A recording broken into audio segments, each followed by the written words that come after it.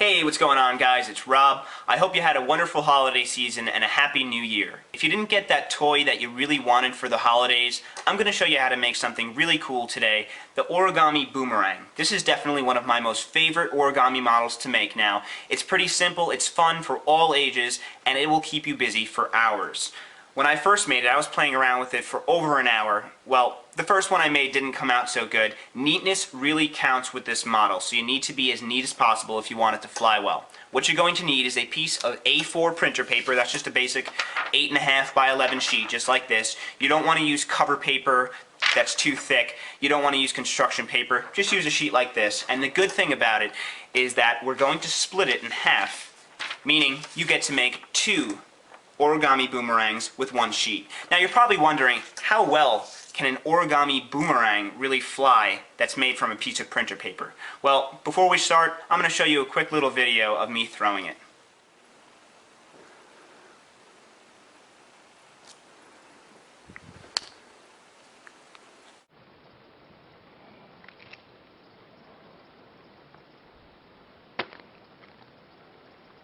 You can try throwing two of them at the same time.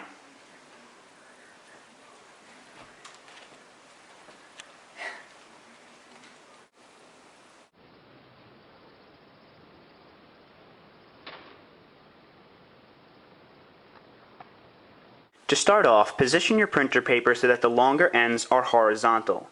Then we're going to take the top end of the paper and fold it down in half to the bottom end, and try to be as neat as possible and align it edge to edge perfectly. When you do so, then you can make a crease along the top of the paper, and then to split it in half, you can run your fingernail against the edge. If you want to fold it back on itself and do the same the other way, you can do that. And then we could split the paper in half.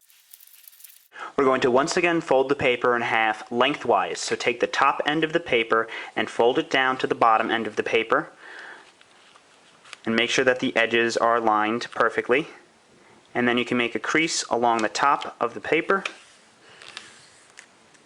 You may want to just run your fingernail against it so that we have really good creases, since that'll help the boomerang fly a little better.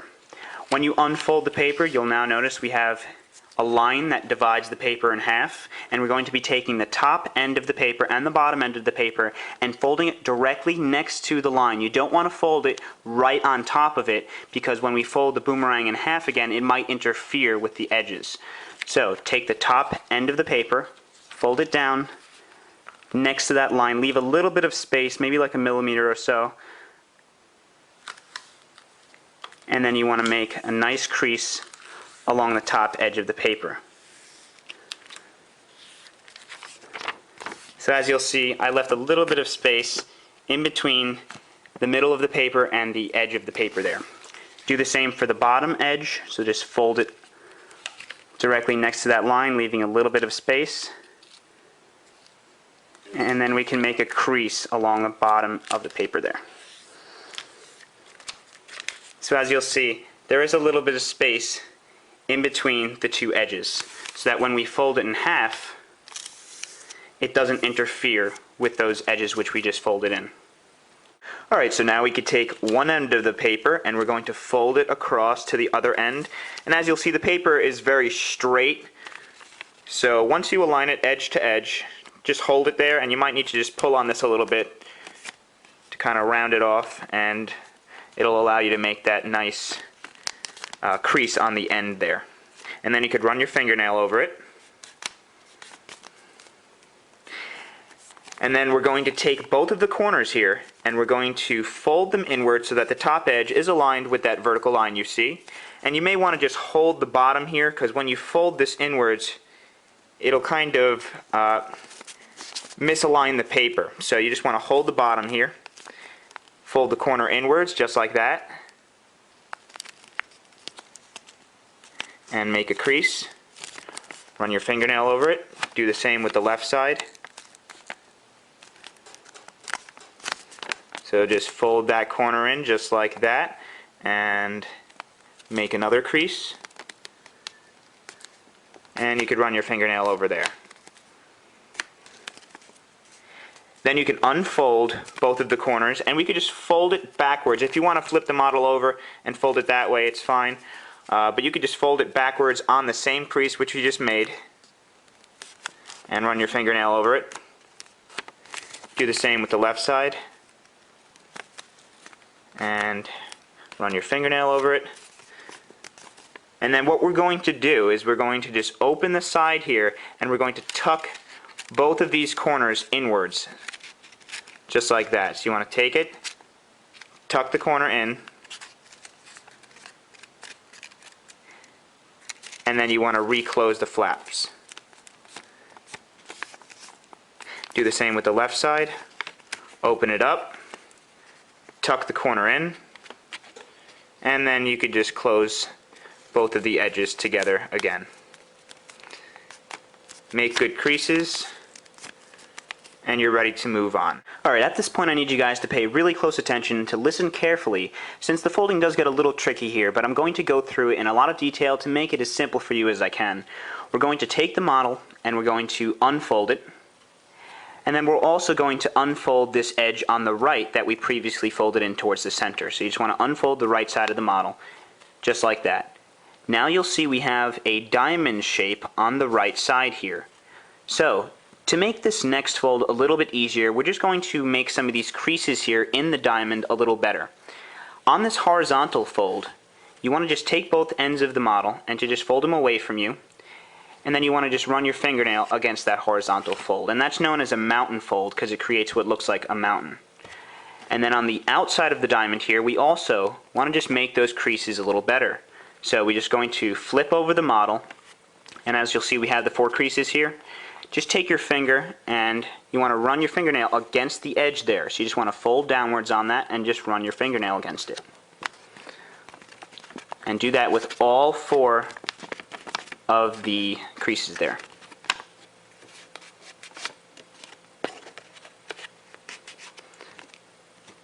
So it should look something like that now. It's just a little bit better folded. So now you can flip the model over, and now what we're going to do is we're basically going to make a little pocket here. So what we want to do is we want to take our thumb and we're just going to close the top half of the model so that this edge is once again on the midline, and just hold it there. And then we're going to take this diamond and we're going to squash it just like that. So you want to take your thumb and you're just going to squash this diamond so that this corner here is folded up against this piece of the paper here. Take it and you just want to flatten it there against the paper. And then what we're going to do is once again fold this edge back inwards towards the midline. And as you'll see, we have a little bit of a pocket here. So this corner is going to be right in that pocket. So you just want to fold it into that pocket, and as you'll see, the edge once again lines up, and we have created what looks like a pocket here. So once you have a model like this, you're ready to move on. Okay, so take the model now, and on the corner here, you want to just make sure that this crease is good, so just fold it downwards like that, and just run your fingernail against it. Then we're going to take the left side of the model and we're going to fold this edge down. And when you do that, this little pocket area should kind of form a little mountain there.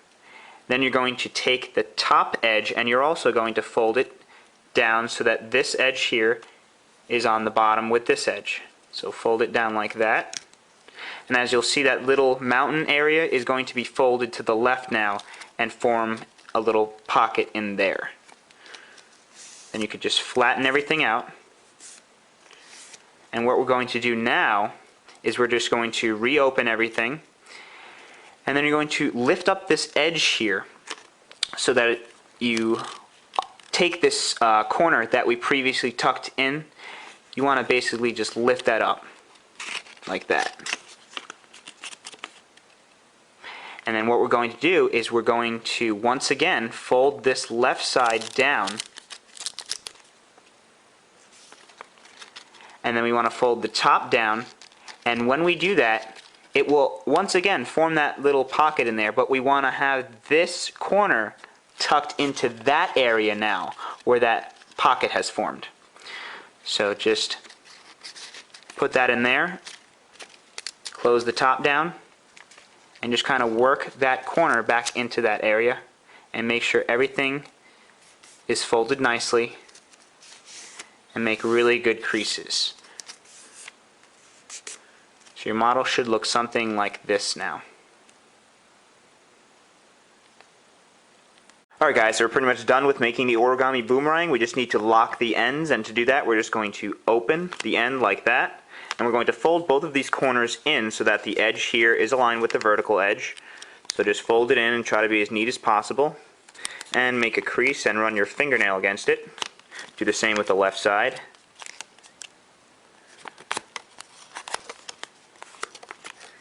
And then you could unfold the one on the right, and then you're going to open the edge like this and tuck this corner in, similar to like we did before. So you just want to tuck that corner in, and as you'll see, it forms a little flap here. So just flatten that out. Then you could open the left side, and you'll have a little flap here now. And then we could reclose the model. So put that edge back down, and as you'll see, you have the flap here, and you have what looks like a little pocket now formed by the other flap. So you could tuck this flap into that pocket all the way up to the edge, the crease that we made there. So just tuck it in like that and just flatten everything out. And then you could do the same with the other side. On the left side here we only have one layer, whereas the other side we had 2 layers on both sides, but it works the same way. So just fold this in and make a crease, and fold the right side in and make another crease.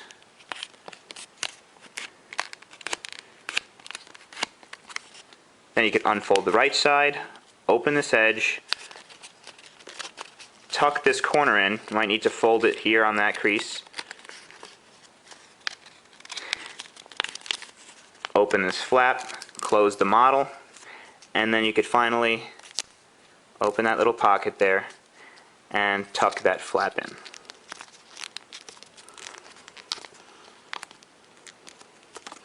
Alright guys, so once you've done all that, flatten everything out, and you have finished your origami boomerang. Okay, so before you start, just make sure that the model is really neat, just like this one is here, and make sure all of the creases are very good and the model is flat. If you do bend the model, it's not going to fly correctly.